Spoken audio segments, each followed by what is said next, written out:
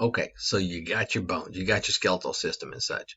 All throughout your life, your bones are constantly changing, and this change is called remodeling because the stresses on your bones change day to day, year to year, and such. It helps keep a strong skeletal system. It helps with the calcium levels in your blood and such. So, how it works is you have to get these osteoclasts to break down the bone to suck up the matrix to release the calcium and such. And then you have to take and get the osteoblast to take that and lay it down into a new bone to form the new osteon and such. And it's all around a capillary. It's all about the blood supply that goes in and out of the bones and such. So you hope that your absorption equals your deposition. That's what you're going for.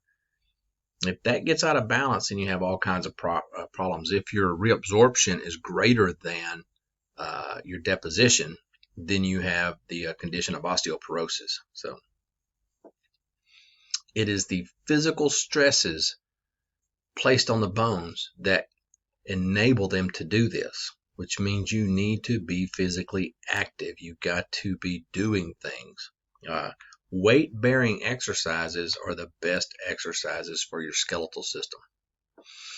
So this is a great photograph of what is going to occur if you let your core get weak as you age. The first individual is 55 years and 65 and 75. So that's just a period of 20 years. And you can see that as the abdominal wall weakens or loosens and such, then the gravity enables the internal viscera to pull in a certain direction, creating stressors on the bones, and the bones remodel. This is what will happen. So you need to keep a good, strong core. You need to exercise and stay healthy and not be overweight. All of this is under hormonal control. Yes, you do exercise and you do these things and such, but you're triggering the production and release of key hormones to cause these cells to become active. So one hormone is growth hormone, and that's produced early on and throughout your life. And it's from the anterior pituitary, and it's for just normal bone growth and skeletal development.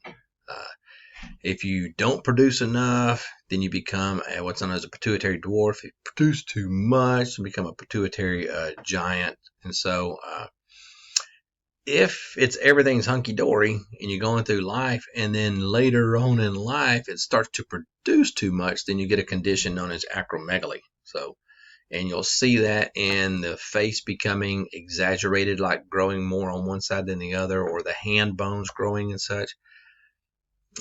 I believe President Lincoln suffered from this. If you look at photographs of him, if you read about him and such. So thyroxine is produced by your thyroid, and it is for metabolism, such. So you need that, more metabolism, more energy, more bone growth, and all. Testosterone, that is the principal male hormone and such, and that actually imparts growth, and it adds mass and density to the bones, and you can feel the difference in bones between a male and a female. So it is in both sexes, but it's just more so in the male. Same with estrogens. Estrogens are very important in the length of the bone growth. And if you'll think about when you were a little kid and you're in a 4th grade, 5th grade, 6th grade, and when the estrogen levels started to tick up for the females in the class, you notice that they did grow taller. And then over a period of time, they quit. And then 8th grade, 9th grade, all the way through high school, college, the males catch up and then surpass the females in height and such because of the testosterone. But it's that early onset of estrogens that actually causes that uptick in growth in females and such before the males. So parathyroid hormone, your thyroid hormone, which produces the thyroxine, is in the front of your throat, right underneath your Adam's apple. And on the back side of it, on both sides of it, are these parathyroid hormones. And they, along with some cells in your thyroid, work on calcium and such. You need calcium. You know, I need calcium for strong bones and teeth. You need calcium for muscle contractions, for your heart to work, for your muscles to work, for other things. Calcium is extremely important. You're about to see this. So when your calcium levels fall, your parathyroid hormone picks this up. It releases PTH, parathyroid hormone, which then goes and causes osteoclastic activity. So you chew up bone and you add more calcium back to the blood. When your calcium levels get high, then it triggers another hormone, calcitonin, and that causes, and that's in your thyroid, that causes osteoblastic activity, and you lay down more bone. So, but the PTH that's used to raise blood calcium levels. It does this by causing the osteoclastic activity, but also it helps with vitamin D production. So you need vitamin D to absorb calcium from your diet. You can eat and ingest all the calcium you want. If you don't have vitamin D, your absorption rate is very, very slow, very poor. So you need the vitamin D. And you think, well, I get vitamin D from sunshine. Yes, but the parathyroid hormone produces this precursor, which then goes into your gut, which then goes into your skin, which then goes to your liver. Sunlight is needed to activate it to get it started, but then it becomes truly active when it goes to the liver and such, and then back to the kidneys. So the vitamin D3, you see, it absorbs, increases the calcium in the gut and all. So if you don't have that, you're not getting the calcium you need. You need sunshine. You need to be outside. So reabsorption of calcium in the kidney and all that, you will lose a lot in your urine, and you got to be careful. Too much calcium in that area and to passing out to the urine, you can form kidney stones. So you don't want that to happen either. So you need this PTH and such, and you need the vitamin D to help with keep your calcium levels in your blood where they need to be, and then also to put it back into your bones. Your bones are a storehouse. So calcitonin was the one from your thyroid I told you about and such, and it helps with the uptake of calcium into the bone. So especially in children and such, as you age, as you get older and such, not as much, but it's still, you know, every little hormone is important. So they actually have a synthetic form, or then a form of it that they can give to elderly patients to kind of counteract osteoporosis. Osteoporosis, of course, is just a demineralization of the bones. Why?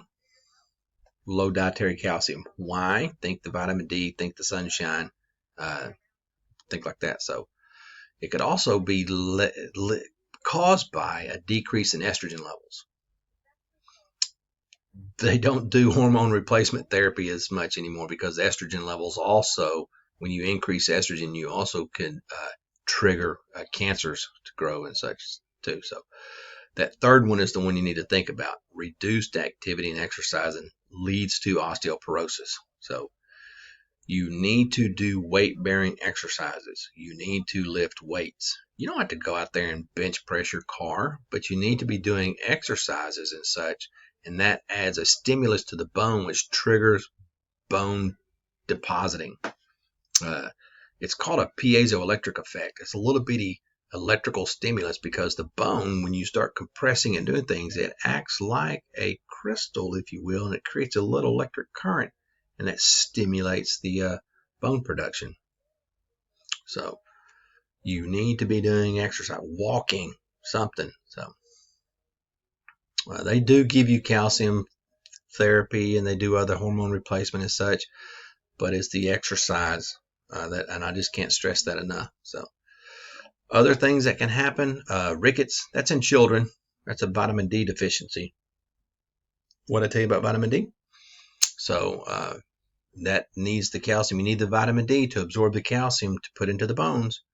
In older adults and such, it's known as osteomalacia. That's a vitamin D deficiency in adults and such. And that picture showing a bow-legged individual. So low vitamin D and the tibia actually gets soft, and because all of your weight's coming down through that tibia, it bows out. So, Paget's disease is a weird one, and you can read about it, look it up online and all. but your bones remodel, and they normally remodel in a not in a haphazard, but in a fashion to where the osteons are all parallel with the long axis of the bone. In Paget's, it's kind of haphazard, and so you get this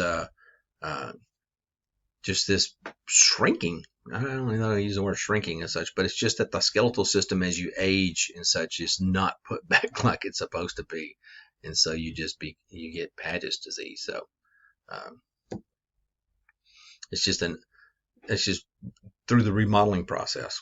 So, all right, I think that's it. Ta-da.